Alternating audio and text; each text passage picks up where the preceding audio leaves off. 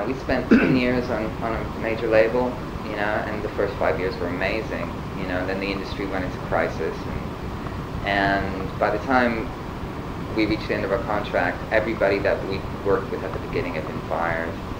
You know, it was obvious that the people who had, you know, that they'd been replaced by weren't really as passionate about music or the band, you know. And I think it's kind of a trend that you sort of see in major labels these days, is that, you know, because of the crisis in the industry, people are really A, worried about keeping their jobs, and B, worried about, you know, not losing money. It's not really a fantastic environment to create music, you know, within. And so our choice, well, when we made the record, we weren't ready to commit to a label, so we went and did it ourselves. And our choice this time around to work with people like PS, you know, is very, very much about finding the people who are passionate about the band, you know.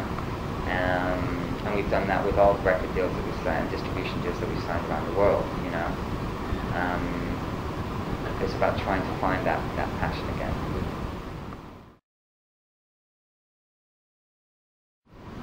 Well, we deliberately chose somebody who was young, because he's 22.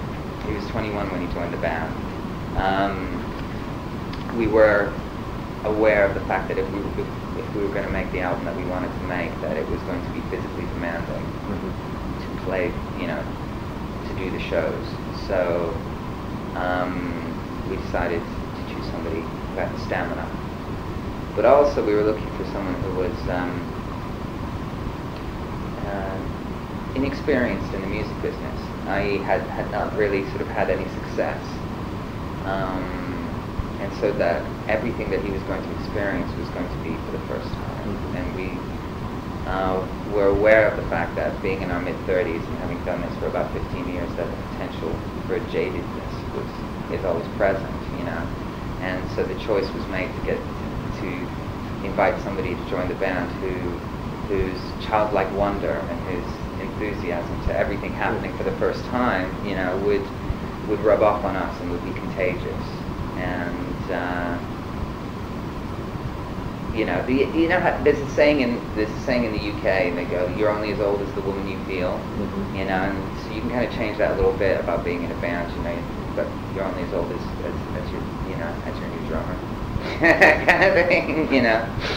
So he kind of keeps us young, and that kind of freshness and enthusiasm and optimism is something that we really felt we needed to rekindle. Well, we kind of, because we were sort of writing in our own corners, you know, separately. Because, you know, we're musicians, we're creative people, it's hard to sort of write songs. But we were sort of writing them without a context, not sure what was, yeah, exactly. So, but it wasn't until Stefan and I had made the decision to part company with Steve that we actually regrouped and started playing each other's stuff that we'd done. There were some songs, well, there's one song, it's the first track on the record, which is actually 15 years old.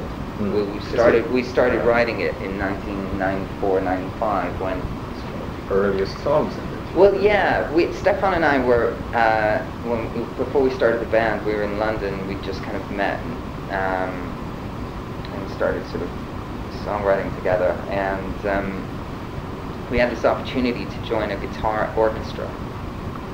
This guy called Rhys Chatham, who is a contemporary of Glenn Branca's, and in Glenn Branca's kind of orchestras where members of Sonic Youth play, had written a symphony called Symphony for 101 Guitars.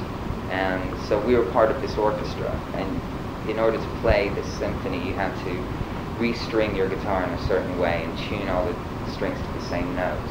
And so we were backstage and we started writing this kind of instrumental, which we called Kitty Litter at that one point, but we never finished it. And it wasn't until this kind of songwriting session I was like, let's resurrect this and let's make an enormous kind of rock song.